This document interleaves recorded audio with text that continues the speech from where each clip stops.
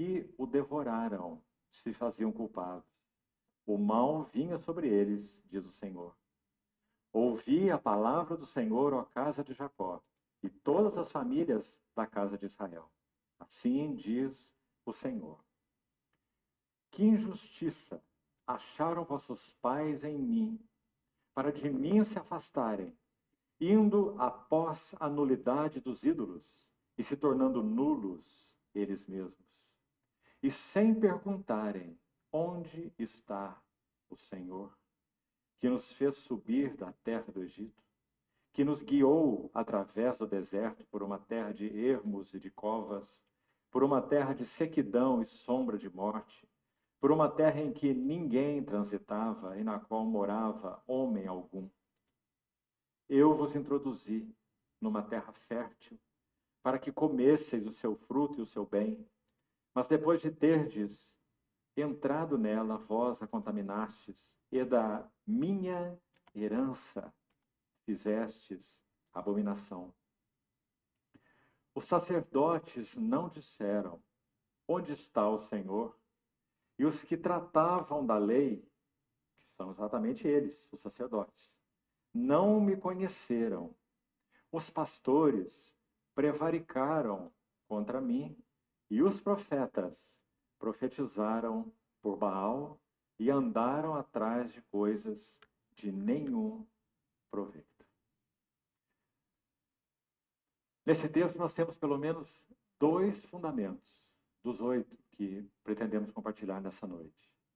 Fundamentos que constituem a realidade espiritual da casa de Deus. Qual é o primeiro? Versículo 5. Olha de novo com atenção. Depois dessa comovente palavra ainda, olhe por favor ainda no verso 2. Lembro-me de ti, de tua afeição e de teu amor e de como me seguias no deserto. Meus irmãos, a carga do coração de Jeremias refletia a carga do coração de Deus. Ele é chamado de profeta que chora, ou chorão, você sabe disso. Por quê? Porque a palavra do Senhor entrou nas entranhas do coração de Jeremias. E aquilo que ele falava externava o próprio coração de Deus, os sentimentos de Deus, as afeições de Deus, o amor de Deus, mas também, por outro lado, é claro, a disciplina de Deus, como vamos ver. Então, depois desse clamor tão profundo das entranhas do coração do Senhor, verso 2, através de Jeremias, tão lindo, ele vai dizer assim no verso 5, também tão comovente: que injustiça acharam os vossos pais em mim para de mim se afastarem? Meus irmãos, que pergunta é essa? Se ele é o Deus que os guiou, segundo o verso 2, no deserto, numa terra em que não se semeia, não, para usar as palavras agora de Moisés, lá em Deuteronômio, o vosso calçado não se tornou inadequado, as suas vestes não envelheceram, vocês foram alimentados com pão do céu, vocês beberam água da rocha, não é? Quanta provisão! Uma coluna de fogo à noite para levá-los a se aquecerem no gelo do deserto, da noite do deserto, guardá-los de animais peçonhentos, coluna de fogo à noite e coluna de nuvem de dia, sem a qual aquela nação ia perecer no deserto. Eles andaram como que um guarda-sol sobre eles durante todos aqueles anos, uma nuvem. Então, o que que configura isso para os dias de hoje? A proteção de Deus para o seu filho. O seu filho não reconhece isso. Temos que reconhecer. Temos que nascer de novo para ser filho dele. Uma vez sendo, temos que reconhecer que ele nos protege. Ah, mas eu me acidentei. Ah, mas me roubaram. Olha, você acha que ele não sabe? Ele está te provando. Ou ele não provou o Filho unigênito, Jesus Cristo, 40 dias no deserto, sem comida, sem água. O nosso Pai Celestial, ou Deus, para aqueles que não nasceram de novo, ele é muito carinhoso. Só que a forma dele dar carinho, amor, não é igual os pais de hoje com seus filhos, acobertando as mazelas, não advertindo para manter um ambiente familiar amistoso. E assim é toda a sociedade. Que os guiava, que os cobria, que os direcionava. Quando a nuvem se levantava, desarmavam o acampamento, seguiam a nuvem, porque era o mover do Senhor. Quando a nuvem parava e se detinha e se abaixava, eles armavam o santuário, porque ali o Senhor estava, de estação após estação. Tudo isso eles experimentaram. Moisés usa a expressão, como um pai guia o seu filho, assim o Senhor vos guiou. Então Jeremias traduz essa mesma carga no seu coração, falando em nome do Senhor. Versos 2 e verso 5. Então ele diz assim, no verso 5, que injustiça acharam os vossos pais em mim, para de mim se afastarem. Aqui está a primeira marca que distingue um cativeiro espiritual. Veja lá.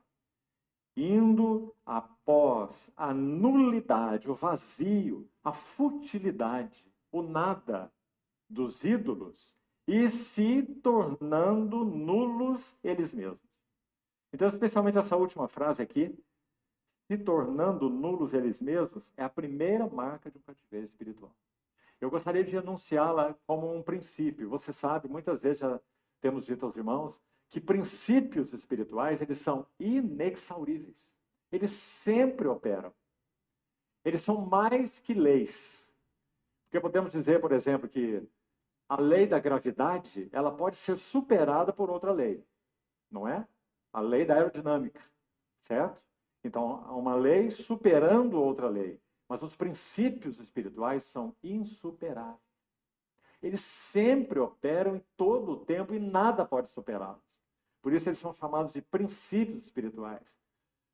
Eu encorajo os irmãos a todas as vezes que lerem as Escrituras, buscarem princípios espirituais. Porque eles são de um valor imenso para a nossa jornada com o Senhor. Compreender o que são esses princípios. Aqui está um deles. Sempre vamos anunciá-los assim. Nós sempre, não há exceção, porque é um princípio. Sempre iremos nos tornar ou nos fazer semelhantes ao que amarmos. Isso é inexaurível.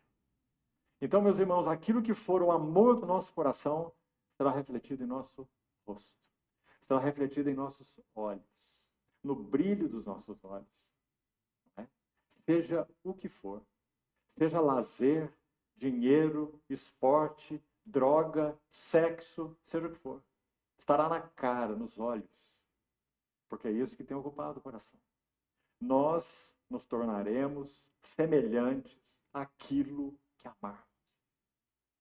Pense sobre a vida conjugal. Que coisa maravilhosa que o Senhor estabeleceu.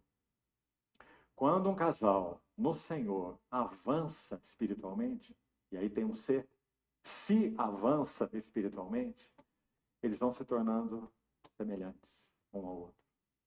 Mesma mente, mesmo coração, mesmos alvos, mesma motivação, mesma carga espiritual, não é? Nos tornamos semelhantes àquilo que amamos. Isso é especialmente verdadeiro, é claro. Teria que ser na nossa relação com o Senhor. Então está aí a primeira marca. Esse povo que ouviu Jeremias por 40 anos e não se voltou ao Senhor, a primeira marca distintiva deles foi que eles se tornaram semelhantes aos ídolos que adoram. Não está aí no verso 5? Vamos de novo, parte final. De mim se afastarem, verso 5, indo após, ou seguindo, a nulidade dos ídolos. E a consequência qual foi?